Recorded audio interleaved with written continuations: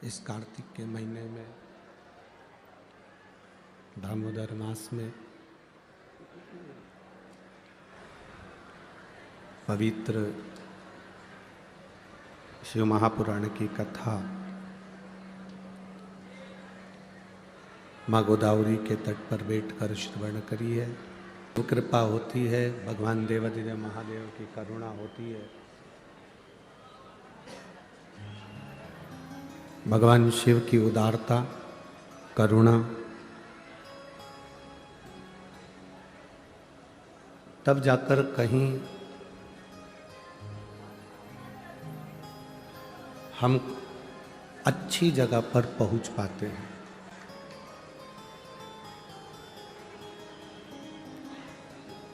अगर आप श्रेष्ठ जगह तक पहुंचे हो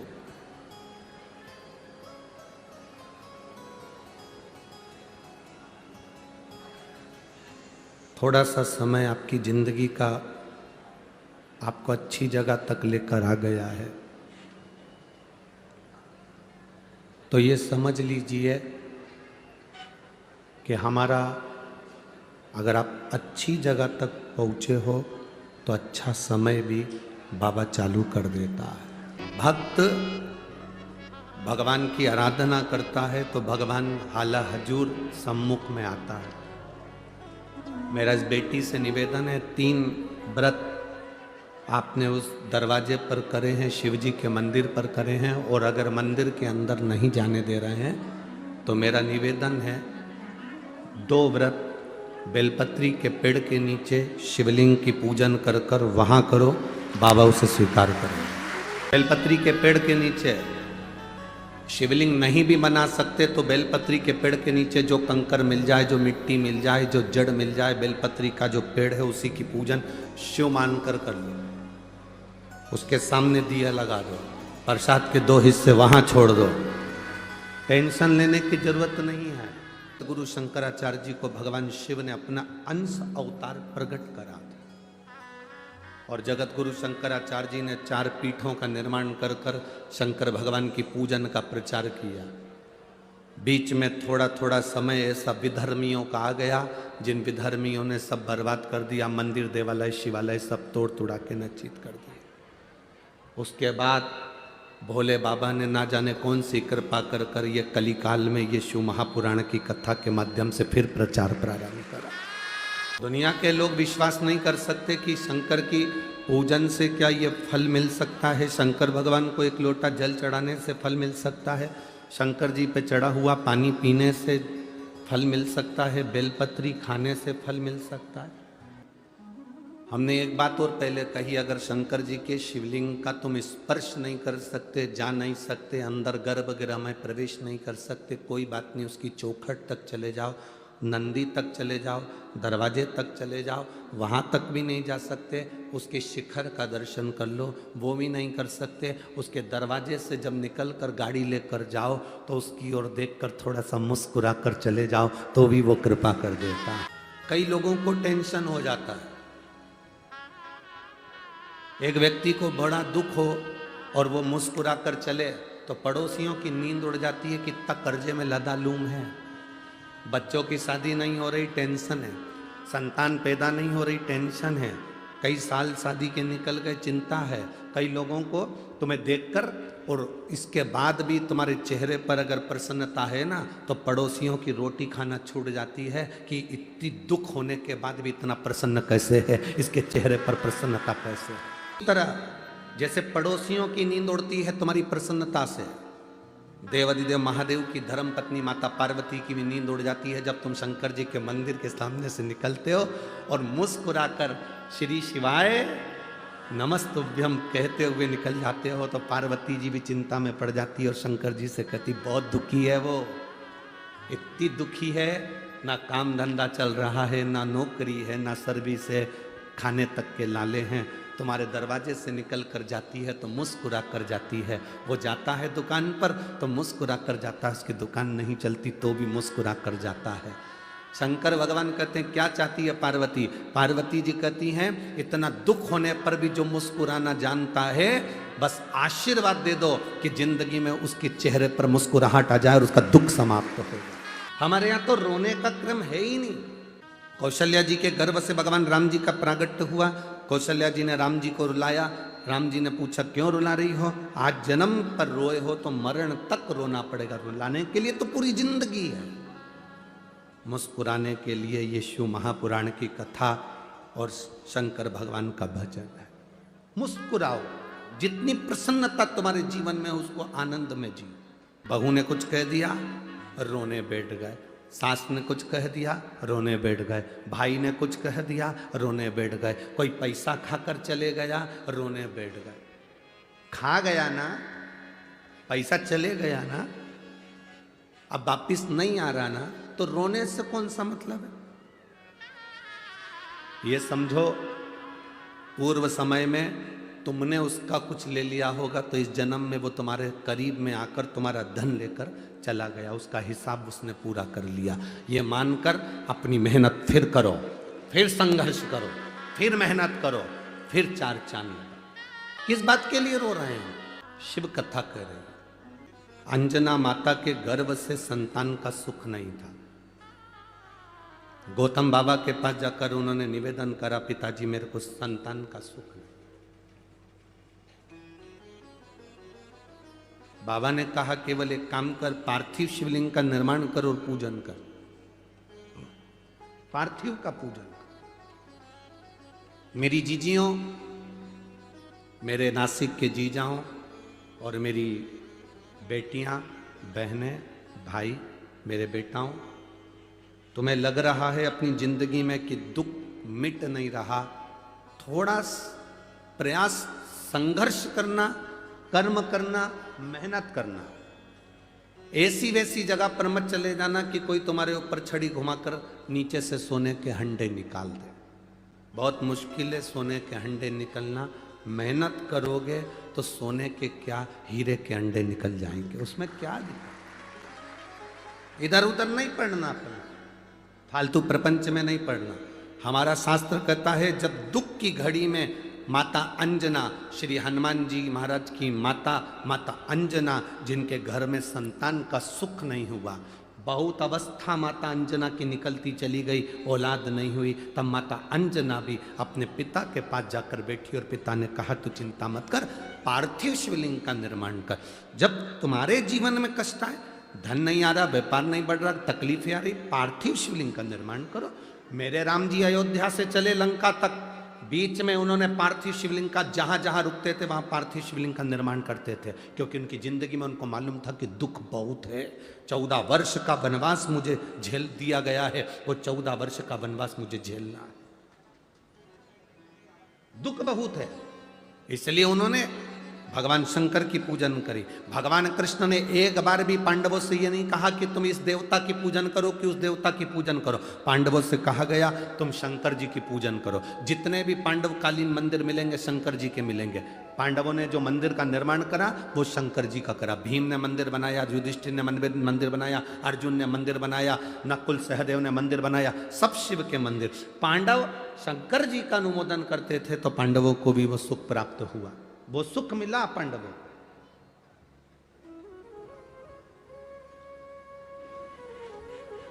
शिव भक्ति का जो सुख है वो खाली नहीं गया।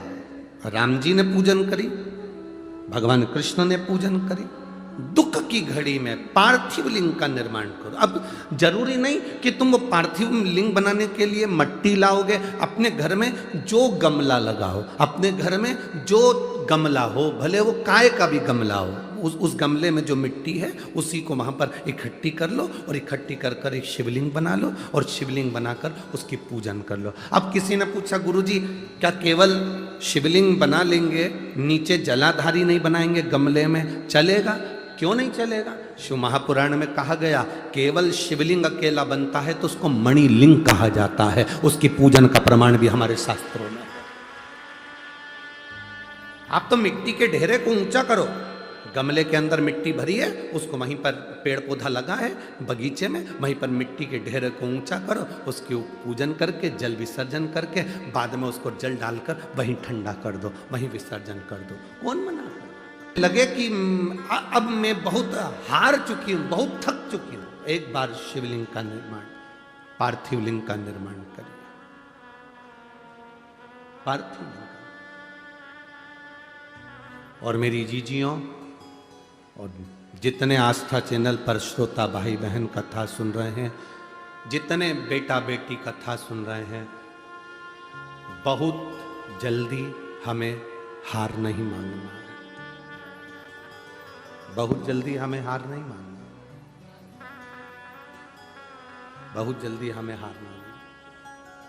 अगर जीवन में दुख है, संघर्ष की जिंदगी जी रहे हो और कोई रास्ता नजर ना आए, तो एक बार कुबेरेश्वर धाम पर आकर 5 कंकर उठाकर उसकी पूजन, जहाँ कंकर शंकर की भूमि है वहाँ बैठकर बाबा से प्रार्थना कर कर उस कंकर शंकर को नमन कर कर एक बार उससे दिल से कह कर आ जाना, बाबा कुबेर भंडारी ऐसा भंडार भरना मैं 3 महीने में वापिस सजाऊं, ऐसी कृपा कर। मेरी जितनी जीजियाँ बैठी हुई हैं, जितनी मेरी बेटियाँ बैठी हैं, आप शंकर को अपना पिता मानना।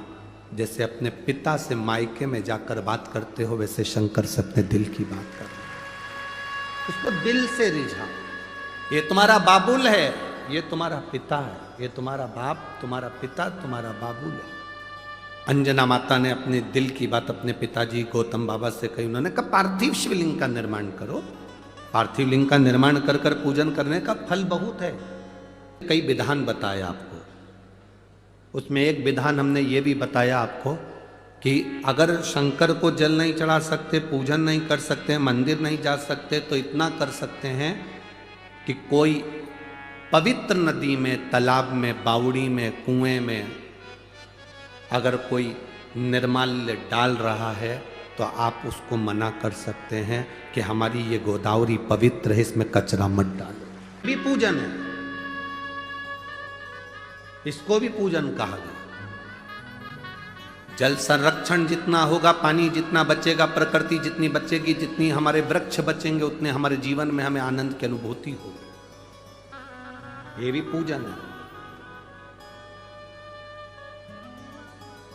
इसको भी पूजन का विधान कहा गया। जो निर्माल्य जो पड़े हुए हैं उसको हम नदी में नहीं जाने देंगे। लोग स्नान करते हैं, शिव जी को जल चढ़ाते हैं, आचमन करते हैं, पूजन करते हैं उस नदी के जल का, उसको भर भर कर अपने साथ में लेकर जाते हैं। और वो नदी का जल अगर दूषित हो तो हमें कितना पाप लगेगा।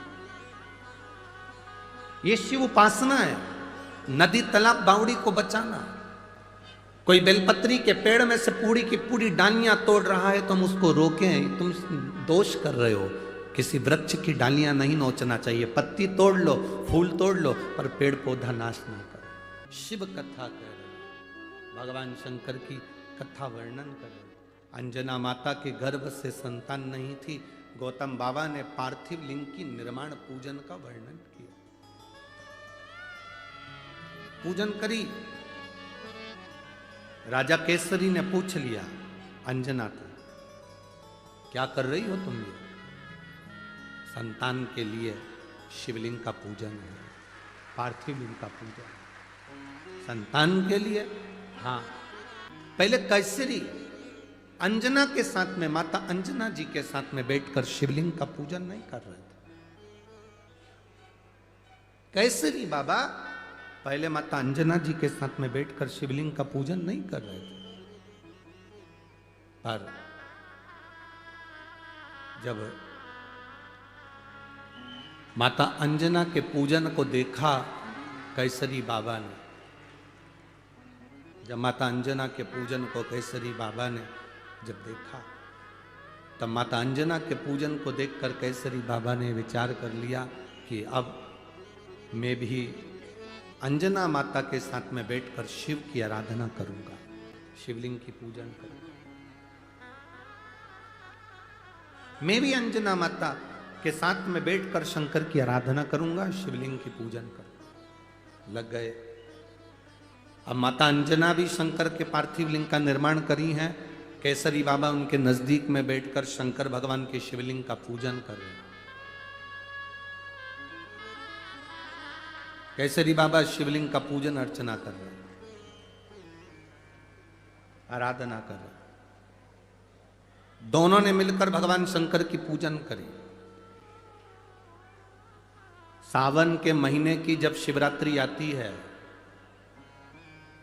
श्रावण के महीने की शिवरात्रि के दिन टीवी चैनल के माध्यम से, आस्था चैनल के माध्यम से, मोबाइल फेसबुक के माध्यम से पूरे भारत में आप और हम सब मिलके शिवलिंग की पूजन करते हैं, पार्थिव लिंग का निर्माण करते हैं। करते हो ना आप लोग? साल भर में एक दिन ऐसा होता है जिस दिन पूरा भारत घर घर में शिवलिंग का निर्माण करते हैं और घर घर में शिवलिंग का निर्माण कर कर ऑनलाइन भगवान शंकर का अभिषेक पूजन कर कर अपने जीवन को धन्य बनाते हैं। उस शिवलिंग पूजन का क्या फल होता है, उस शिवलिंग के पूजन का क्या आनंद होता है, ये वही जान सकते जिसने निर्माण करा है, जिसने पूजन करा।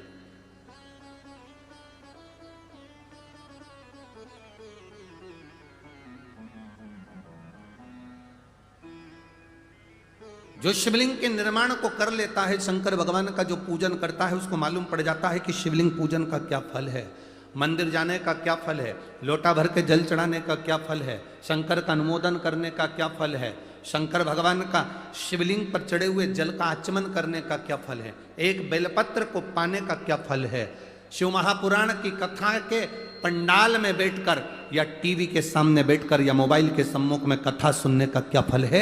ये जो जानता है वो समझता है कि शंकर की भक्ति का फल क्या मिलता है। आप सब विराम की कथा में आए हो। हमने पहले भी कहा, मेहमान जब जाते हैं घर के बच्चों को 150 रुपये देकर जाते हैं और शिव महापुराण जिस दिन विराम होती है वो अपना भंडार लुटा कर जाती है। जो बटोरने वाले हैं वो बटोर, मेहमान जाते समय कुछ देकर जाते हैं। उसी तरह मेरा बाबा भी विराम के दिन में कुछ ना कुछ ऐसा देकर जाता है जो जीवन की सार्थकता से।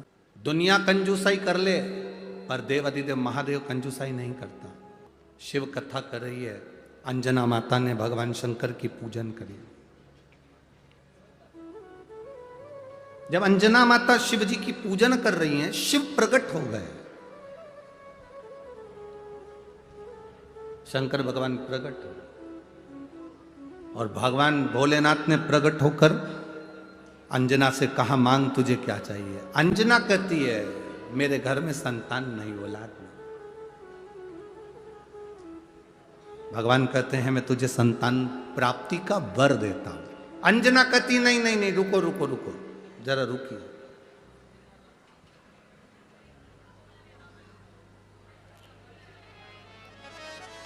ऐसी औलाद नहीं चाहिए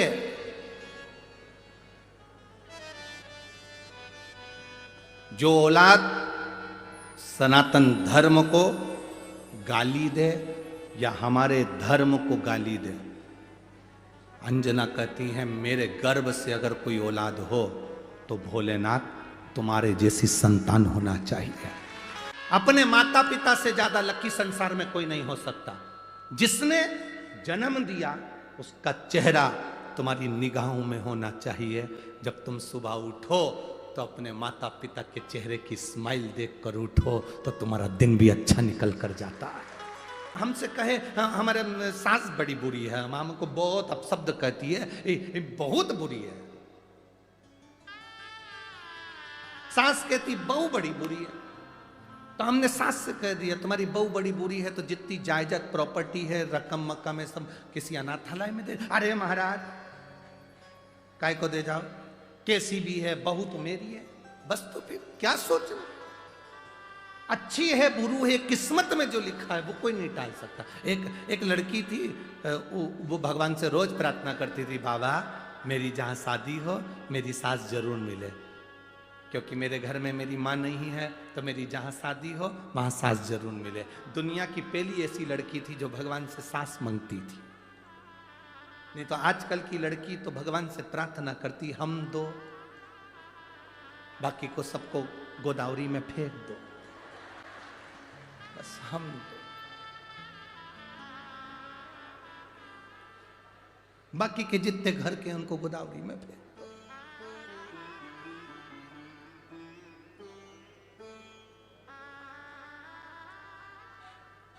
अब लड़की रोज भगवान से प्रार्थना करती मेरी सास जरूर मिले। भगवान ने उसकी शादी करी, जहां करी वहां सास नहीं मिली, सास ही नहीं मिली। वो बड़ी दुखी हो गई, करूं क्या, मेरी सास नहीं, अब किससे पूछकर भोजन बनाऊं, किससे पूछकर मैं कोई काम करूं, पापड़ बनाना है, बड़ी बनाना है, भोजन बनाना है, कौन से पूछूं। कोई घर का बड़ा होता तो बताता। घर में तगाड़ी पड़ी थी, तगाड़ी जानते हो ना, लोहे की तगाड़ी, फावड़ा, गेती, लोहे की कुर्सी, जितना सामान पड़ा था सब लोहार की दुकान पर ले गई। लोहार से जाकर कहा इस लोहे की मुझे सास बना कर दे दो। लोहार ने पूरा सामान गला दिया, लोहे की सास बना कर दे दी। उसने सास को साड़ी वाड़ी पहना दी, श्रृंगार मिंगार कर दिया, काजल लाली सब लगाकर कुर्सी पे बिठा दिया। सास से पूछती बताओ माँ रोटी बनाऊं कि पूड़ी बनाऊं। सास से पूछ कर जाती, जो मन पड़ता बना लेती। सब्जी काय की बनाऊं, दाल बनाऊं कि भाजी बनाऊं, पूछ कर जाती बना लेती। एक दिन पति खेत पर जा रहा था, पति ने पत्नी से पूछा क्यों, मेरी तगाड़ी रखी थी, फावड़ा रखा था, गेती रखी थी, कहाँ गया। पत्नी ने तुरंत कहा उसकी तो मैंने गलवा कर सास बनवा ली। इतने में तो पति को गुस्सा आ गया, पगली मूर्ख, अकल नहीं है, मेरा खेत का सामान, खेती का सामान, जमीन का सामान सब नाश कर दिया तूने। पति ने आधी रात को उसको धक्के मारकर घर से निकाल दिया। ऐसी पागल पत्नी मुझे नहीं चाहिए। जब सांस नहीं थी तो लोहे की बनाने की जरूरत क्या थी, और धक्के मारकर निकाल दिया। पत्नी बेचारी रोती हुई कहाँ जाती। आधी रात का समय, सामने एक पीपल का पेड़ था, उसके नीचे गई। उसको लगा पीपल के पेड़ के नीचे रहूंगी, कोई मुझे आ गया और मार कर चले गया तो बड़ी आफत हो जाएगी। वो बेचारी पेड़ के ऊपर चढ़ गई। पेड़ के ऊपर चढ़ी, चोर चोरी का सामान लेकर आ गए। पीपल के पेड़ के नीचे बैठकर अपना अपना चोरी का हिस्सा कर रहे थे। इसको गुस्सा आई, पति ने जब इसको निकाला तो इसकी जो सास थी लोहे की उसको भी बाहर फेंक दिया था। वो सास को लेकर ऊपर चढ़ गई थी और नीचे चोर चोरी का सामान बांट रहे थे। इसको थोड़ी सी नींद का झोंका आ गया, सास नीचे, सास जैसे नीचे गिरी चोर भागे, भागो कोई पुलिस वाला आ गया।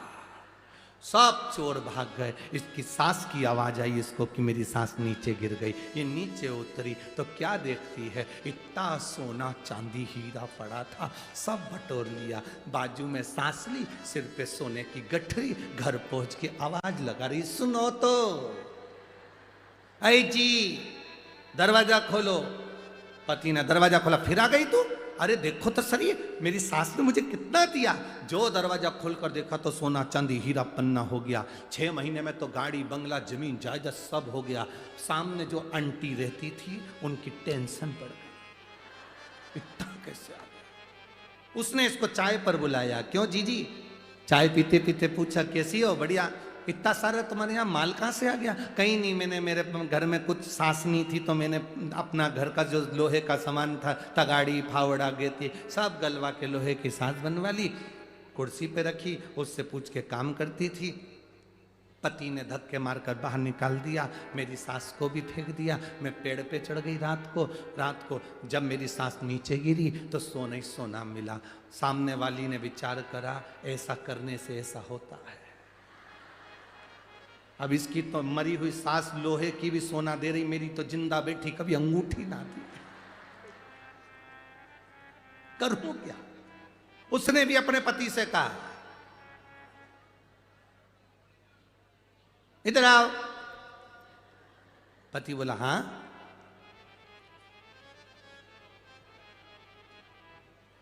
तुम्हारा जितना लोहे का सामान है ना सब गलाऊंगी, सास बनवाऊंगी। पति बोला मेरी माँ है तो, अरे चुप रहो, तुम्हारी माँ है चुप, मैं बस गलवाऊंगी, सास बनाऊंगी, उससे पूछूंगी रोटी कैसे बनाऊं, चाय कैसे बनाऊं, ये कैसे बनाऊं। तुम आधी रात को मुझे धक्के मार के निकाल देना, लोहे की सास को बाहर फेंक देना, मैं पेड़ पे चढ़ जाऊंगी, नीचे गिरेगी, सास सोना ही सोना मिलेगा। पति के पागल हो गई है, मूर्खों जैसे काम करती है। नहीं नहीं, मैंने बोला ना तुमसे। हाँ, उसने धक्के मार कर निकाल दिया, सास को लेकर चली गई, पेड़ पे चढ़ भी गई। रात को चोर भी आ गए, चोरी का सामान बांटने लगे। बांटते बांटते इसने सास को नीचे पटक दिया। चोरों ने विचार कर लिया अगली बार भी यही थी, पूरा माल यही ले गई, अब की बार नहीं छोड़ना है। उतारो उसको नीचे। उसको नीचे उतारा, 2-4 धर के दिया। जो गले में चेन मंगलसूत्र पहनी थी वो भी ले लिया। खूब 2-4 नीली पीली होके घर गई। पति ने पूछा सोना चांदी मिला? हट, कुछ नहीं। देखा देखी में काम बिगड़ जाता। देखा देखी में काम कभी सक्सेस हुआ क्या? बच्चे एक के पीछे एक बैठे थे, लिखने को आ गया दिल्ली की सबसे बड़ी मीनार का नाम लिखो। आगे वाले ने लिख दिया दिल्ली में कुतुब मीनार है। पीछे वाले को याद था कि दिल्ली में सबसे बड़ी मीनार कुतुब मीनार है, पर आगे वाले का देखकर उसने लिखने के चक्कर में लिख दिया दिल्ली में कुतिया बीमार है। भूल देखा देखी में काम बिगड़। अब देखा देखी करो ही गाय। उसने इतना बड़ा व्रत करा। कोई व्रत कर रहा है तो तुम्हारे मन में आ रहा है इतना व्रत, कुछ नहीं खाती, एकादशी के दिन पानी भी नहीं पीती, ऐसी मैं करूंगी। जो व्रत करा शुगर ऊंची नीची हो गई। 8 दिन तक हॉस्पिटल में पड़ी रही। उससे पूछा क्या करा था? बस पड़ोसन करती थी वैसे ही व्रत मैंने करा था। क्यों करना? जितना तुम्हारे शरीर से बने, जितना तुम्हारे शरीर से लगे, जितना तुम्हारे शरीर से लगे, जितना तुमसे बने उतना करिए। जब ना बने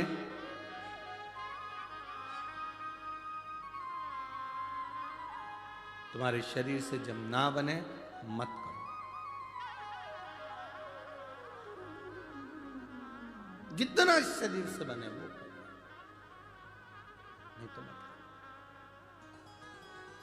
शिव कथा कह रहे हैं, आप जाओ उसके दरवाजे पर, जब वो दे दे तो ठीक है। ये आज कथा का विराम दिवस भी है। प्रार्थना करेंगे, बाबा स्वीकार जरूर करेंगे। शिव कथा कहती है, भगवान शंकर का संवाद करता है, शिव महापुराण की कथा कर रही। भगवान शिव ने आकर दर्शन दिया। बाबा ने कहा क्या चाहिए? संतान। बाबा कहते मैं संतान का वर देता हूं। ऐसी संतान नहीं चाहिए जो सनातन धर्म पर उंगली उठाए, हमारे धर्म को गाली दे। संतान देना ऐसी जो तुम्हारे जैसी हो। बाबा ओघड़दानी शिव जी ने कहा कि मेरे जैसी संतान कहां ढूंढने के लिए जाऊंगा? कहां संतान ढूंढने जाऊंगा? बाबा ने कहा मैं स्वयं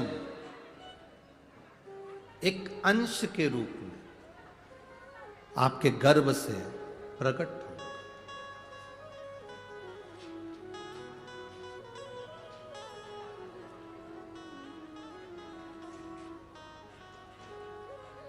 और इसलिए हम लोग जब स्तुति करते हैं तो उसमें आता है शंकर सुमन केसरी। मेरा एक अंश मैं प्रकट करूंगा, तुम्हारे गर्भ से प्रकटेगा। माता अंजना के गर्भ से श्री हनुमंत लाल जी का प्रागट्य हुआ। हनुमान जी के रूप में शंकर भगवान का प्रागट्य हुआ। अब भगवान कभी अकेला तो छोड़ता नहीं। देवता देते हैं पल्ला झाड़ कर और महादेव देता है छप्पर फाड़ कर। इसलिए अंजना माता के गर्भ से केवल एक पुत्र ने जन्म नहीं लिया, 6 पुत्रों ने जन्म लिया। हनुमान जी के 5 भाई और थे, गतिमान, व्रतिमान, केतुमान। ऐसे 5 भाइयों का प्रमाण हमारा शास्त्र और करता है। अब कहते हैं कि गुरुजी जैसे हनुमान जी महाराज शंकर जी का अवतार है, वैसे गतिमान भी क्या शिव का अवतार है? क्यों नहीं होगा? शिव का अवतार ही तो शंकर भगवान के अंजना माता के गर्भ से जितने बच्चों ने जन्म लिया वो सब शंकर का ही स्वरूप है, सब शिव का स्वरूप।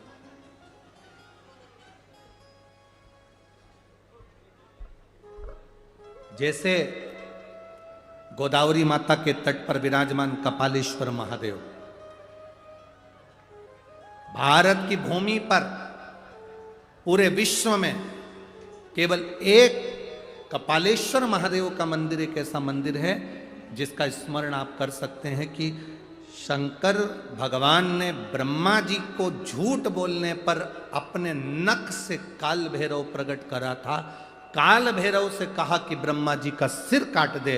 काल भैरव शंकर का अवतार, उन्होंने जाकर ब्रह्मा जी का सिर काट दिया। वो ब्रह्म हत्या काल भैरव पर, शंकर पर लग गई और शिव जी महाराज गोदावरी का स्नान कर कर नंदी के कहने पर, बछड़े के कहने पर उन्होंने जो स्नान करा तो ब्रह्म हत्या त्यागी। तो ब्रह्म हत्या त्यागने पर देवाधिदेव महादेव विराजमान हुए। दुनिया के लोग कहते हैं ये कपालेश्वर महादेव हैं। शिव महापुराण की कथा कहती है काल भैरव ने जो ब्रह्म हत्या का दोष लगा था वो अपने माथे लिया था, तो स्वयं भैरव ही शिवलिंग के रूप में यहां पर विराजमान है। ये कोई साधारण सी भूमि नहीं है। काल भैरव ही शिवलिंग का रूप है, शंकर ही शिवलिंग का रूप है, कपालेश्वर महादेव के रूप में। अगर कोई दिल से दर्शन करे कपालेश्वर महादेव का, पूरी भारत की भूमि पर भैरव जी की मूर्ति मिलेगी, पूरी भारत की भूमि पर भैरव जी का स्वरूप मिलेगा, पर केवल एक नासिक गोदावरी का तट कपालेश्वर महादेव का मंदिर एक ऐसा मंदिर है जिसमें काल भैरव के शिवलिंग के रूप में दर्शन होते हैं, शंकर के स्वरूप में दर्शन। काल भैरव कपालेश्वर महादेव के रूप में इनका दर्शन। मेरे राम जी महाराज का प्रागट्य हुआ, कौशल्या मैया की गोद में राम जी खेल रहे थे, उनका भाग्य बताने के लिए स्वयं शंकर भगवान उनका दर्शन करने के लिए गए। आप लोगों ने कथा सुनी होगी रामचरितमानस में, शंकर जी कौशल्या जी के यहाँ दशरथ जी के महल के बाहर जाते हैं। भगवान कृष्ण का प्रागट्य हुआ, भगवान शंकर दर्शन करने के लिए, उनका भाग्य बताने के लिए स्वयं मेरे भगवान शंकर ब्रज की रज में चले जाते हैं। आप लोगों ने उसका भी संवाद अभी जब कोसी मथुरा में कथा हुई तब आप लोगों ने श्रवण करा। के दरवाजे पर, यशोदा जी के दरवाजे पर, नंद बाबा के दरवाजे पर शंकर उनका भाग्य बताने जा रहे हैं। ज्योतिषी कर लो, आनंद है, पत्रिका देखने वाले ढेर मिलेंगे, कुंडली देखने वाले ढेर मिलेंगे, पर कर्म देखने वाला कोई नहीं। तुम्हारे कर्म का भोग तुमको भी भोगना है, हमारे कर्म का भोग हमको भी भोगना। बड़े से बड़ा कोई संत महात्मा जोगी सन्यासी तपस्वी साधक होगा, उसको भी भोगना। रामकृष्ण परमहंस जी तो देवी जी के उपासक थे, स्वामी विवेकानंद जी के गुरु थे, उनके भी कैंसर हो गया था। स्वामी विवेकानंद जी ने रामकृष्ण परमहंस जी से कहा, आप माता रानी के भक्त हो, कहो ना माता रानी से आपका दुख काट दे, कैंसर जैसी बीमारी आपको हो गई, रोग मिटा दे। स्वामी विवेकानंद रामकृष्ण परमहंस जी से कह रहे, देवी जी तुम्हारे सामने बात करती है, मां महाकाली तुम्हारे सामने प्रकट हो जाती है, दुर्गा तुम्हारे सामने आ जाती है। स्वामी विवेकानंद जी कह रहे रामकृष्ण परमहंस जी से, आप मां से कहो ना आपका दुख काटे। रामकृष्ण परमहंस जी से बार बार स्वामी विवेकानंद जी ने कहा, आज आपको माता को कमरे में जब आप मिले तो मां से कहिएगा। रामकृष्ण परमहंस जी एक कमरे में गए और माता को याद करा। माँ आई और आते से बोली, क्या बात है बाबू, क्या हुआ? ए बाबू हुआ क्या? रामकृष्ण परमहंस जी ने कहा, माँ स्वामी विवेकानंद कह रहा है कि मेरे शरीर में जो रोग है वो आप काट दीजिए। माँ शारदा ने कहा, रामकृष्ण ला मैं तेरा ये रोग मिटा देती हूं। रामकृष्ण कहते हैं, नहीं माँ, आज अगर तू रोग मिटा देगी ना मां, अगला जन्म मुझे लेना पड़ेगा, जो मैंने पूर्व में करा है उसको मुझे भोगना पड़ेगा, इसलिए अब रोग मिला है इसको भोग लेने दे। अंत में बस इतना याद रखना मां, जब मेरे प्राण छूटे मैं तुझ में समा जाऊं और कुछ भी नहीं चाहिए, कुछ नहीं। राष्ट्र के 4 संत हैं जिनकी समाधि नहीं है, राष्ट्र के 4 संत हैं जिनकी बॉडी का पता नहीं पड़ा कि मरने के बाद उनका शरीर कहां गया। राष्ट्र के 4 संत हैं जिनका अंतिम संस्कार नहीं हुआ। राष्ट्र के 4 संत हैं जिनकी बॉडी मरने के बाद नहीं मिली, पता नहीं पड़ा कहां गई। पहले रामकृष्ण परमहंस प्राण छूटने के बाद देवी जी में समा गए। दूसरे चैतन्य महाप्रभु जगन्नाथ में समा गए। तीसरे संत तुकाराम हरि विठ्ठल में समा गए। चौथी मीराबाई द्वारकाधीश में समा गए। ये राष्ट्र के 4 संत हैं जिनकी समाधि नहीं, जिनकी बॉडी नहीं मिली, जिनका अंतिम संस्कार नहीं हुआ, सीधे भगवान में समाये हैं। स्वयं हरि विठ्ठल तुकाराम जी को समा लिए। स्वयं हरि विठ्ठल तुकाराम को समाहित कर लेते हैं। द्वारकाधीश के सामने मीराबाई कहती है मुझे अपने गांव वापिस नहीं जाना, मुझे अपने गांव नहीं जाना। द्वारकानाथ कहते हैं कल मंदिर का दरवाजा खुलेगा तो मुझसे लिपट जाना। मीराबाई जैसे द्वारकाधीश से लिपटी, द्वारकाधीश की मूर्ति का नीचे का हाथ चटक गया, मीराबाई उसमें समा गई। आज भी द्वारकाधीश की मूर्ति नीचे से हाथ में से मीरा समाई। स्वयं जगन्नाथ में चैतन्य महाप्रभु जी समाये हैं। रामकृष्ण परमहंस जी मां जगत जननी में समाये हैं। राष्ट्र के 4 संत ऐसे हैं जिनकी बॉडी नहीं, जिनका अंतिम संस्कार नहीं, जिनका कोई समाधि नहीं, समा गए वो भगवान। उसको महसूस करो। शिव कथा कहती है, भगवान शंकर का संवाद कहता है, अंजनी माता के गर्भ से संतान ने जन्म लिया। वो अंजनी माता के गर्भ से संतान की प्राप्ति जो हुई वो एक सुख देने वाली थी, एक आनंद देने वाली थी। शिव महापुराण की कथा में आगे जो वर्णन आया, भगवान शंकर का जो पवित्र चरित्र का वर्णन करा, जो मंथन की लीला का वर्णन करा, उसमें 5 गौ माता का प्रागट्य हुआ। 5 गाय प्रकट होने का कारण केवल इतना है कि बाद में जब मंथन हुआ, उस मंथन में जो विष निकलेगा, वो विष जो पिएगा उसका कंठ जलेगा, इसलिए मंथन के पहले गौ माता निकली। जब गाय प्रकट हुई, गौ माता प्रकट हुई। गौ माता जब निकली और गाय को निकलने के बाद जब देवाधिदेव महादेव के पास में विष पहुंचा, भगवान शंकर के पास में जब विष पहुंचा, शंकर भगवान ने उस विष को देखा, उस विष को हाथ में लिया और विष को लेकर भगवान शंकर ने प्रणाम कर कर उसको पी लिया। समय आया, भगवान शिव की कथा कर रही है, विष शिव जी के पास में पिया। घर के बड़े हैं, विष पीना पड़ेगा। घर का जो बड़ा होता है, घर का जो बुजुर्ग होता है, घर का जो बयो होता है, उसको सुनकर चलना पड़ता है। बहुत सुनना पड़ेगा, बहुत। छोटी बहू गलती कर देगी तो सास उसे माफ कर देगी, पर बड़ी बहू गलती करेगी तो माफ नहीं करेगी। देख के नहीं चल सकती थी, अंधी हो गई। अंधी है तू, अकल नहीं है तेरे में, देखकर नहीं चल सकती थी।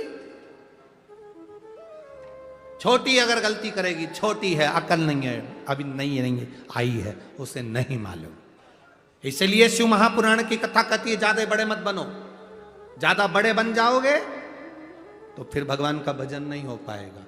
जितने छोटे बनकर जिंदगी जियोगे उतना अच्छा है। जितने ज्यादा लोग बड़े हो जाते हैं उनकी 3 चीजें चली जाती है, एक हंसी, एक भोजन, तीसरे नंबर पर उसकी ताली। ये 3 चीज बड़े लोगों की चली जाती है। ये हंस भी नहीं सकते ज्यादा। जितने ज्यादा धनपति, करोड़पति, सत्ताधारी, बहुत बड़े औहदे पर, पद पर, प्रतिष्ठा पर, कुर्सी पर कोई बैठ जाता है तो उसका भोजन भी चला जाता है, उसकी हंसी चली जाती है, हाथ की ताली चली जाती है। उसको खुशी हो रही है, ताली बजाना चाहता है, नहीं बजा सकता। कहीं आरती भी हो रही है तो भी ताली,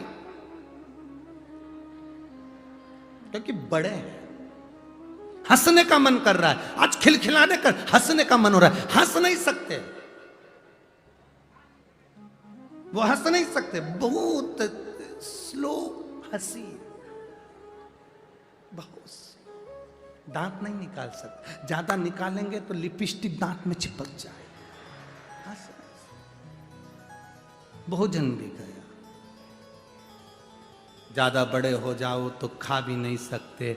शादी में गए 500 का लिफाफा दे रहे, कुछ नहीं खा रहे, बस धीरे से।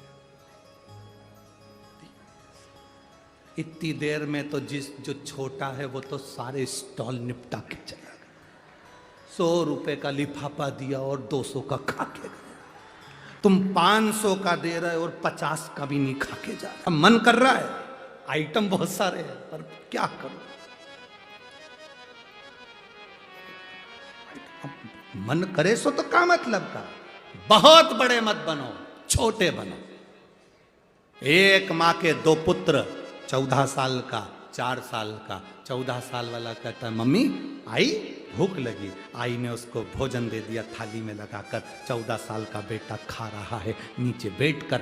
4 साल का बेटा कह रहा है भूख लगी। आई ने रोटी में घी लगाया, नमक लगाया, फिंगर बनाया, गुट्टा बनाया, बच्चे को पकड़ा दिया। 14 साल का बेटा बैठकर खा रहा है। 4 साल का बेटा आई का पल्लू पकड़कर, माँ का पल्लू पकड़कर जाता जाता खाता खाता जा रहा है, माँ के पीछे चलता जा रहा है। भगवान भोलेनाथ जी से कहना भगवान हमें 14 साल के बेटे जैसा मत बनाना।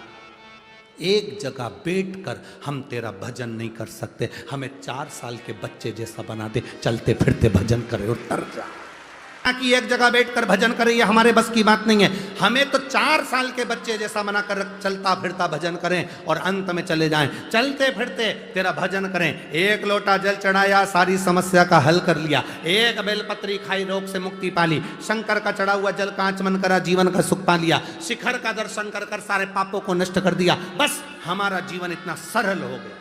पहले लोगों ने भगवान की पूजन को कठिन बताया था, शिव महापुराण ने सरल कर दिया। सारी समस्या का हल बोल बम का नारा है। शिव की भक्ति। और कहो इस नासिक की कथा में, कार्तिक के महीने की कथा में भगवान शंकर से प्रार्थना कर कर जाना, बाबा मैं कथा सुनने के लिए ये आई हूं, 25 तारीख को आज कथा विराम हो जाएगी। महाराज विष मिला, शिव ने धारण करा, बड़े होकर पीना पड़ता है अमृत, देवताओं को मिल गया। समय आया तुमरुका जी ने चंचुला देवी को बड़े भाव से 12 ज्योतिर्लिंग का स्मरण कराया। 12 ज्योतिर्लिंग का स्मरण कराया।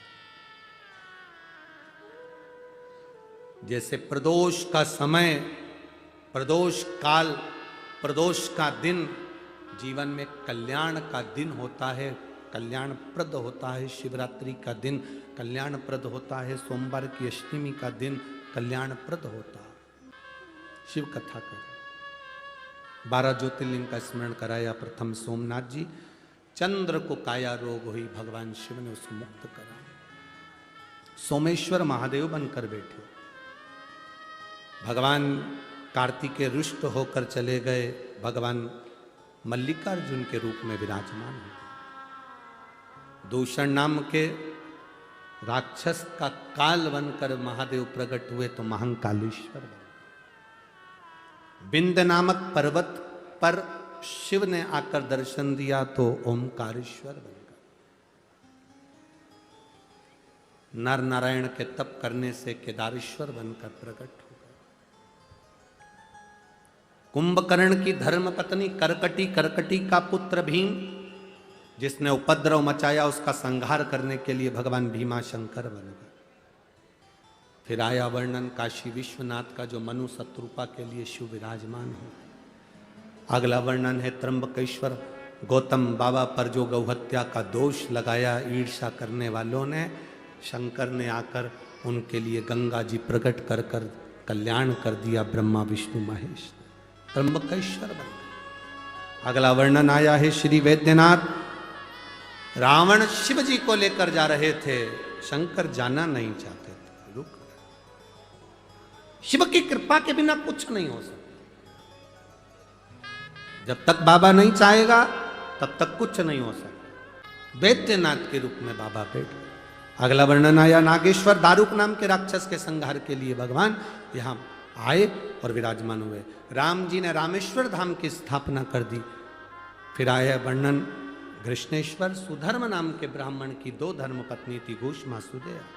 घूष्मा का बेटा मर गया था, सुदेहा ने मार दिया था, जिसको भगवान शंकर ने जीवित करा, कृष्णेश्वर महादेव के रूप में विराजमान। 12 ज्योतिर्लिंग का जो संवाद सुना, बाबा देवादिदेव महादेव आनंद पाए। भगवान शंकर ने अपने सिर की बेलपत्र उतार कर शिव पोथी को समर्पित करी। तुमरुका जी ने चंचुला देवी से कहा, सुनो तुमरुका जी चंचुला देवी से कहते हैं, चंचुला तुम्हारा पति प्रेत योनि से मुक्त हुआ, तुम पति के लोक में जाओगे।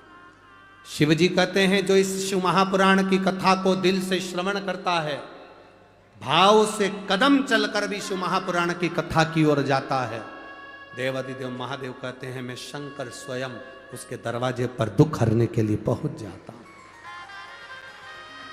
भगवान ओघड़दानी, त्रिकालदर्शी, कैलाशी, अविनाशी, मेरे बाबा देवादिदेव महादेव, मेरे भगवान शिव आनंद के साथ विराजमान होते हैं। पवित्र शिव महापुराण की कथा कार्तिक के महीने में सुंदर पवित्र देव दीपावली शिव महापुराण की कथा चल रही थी, वो आज विराम की ओर जा रही है।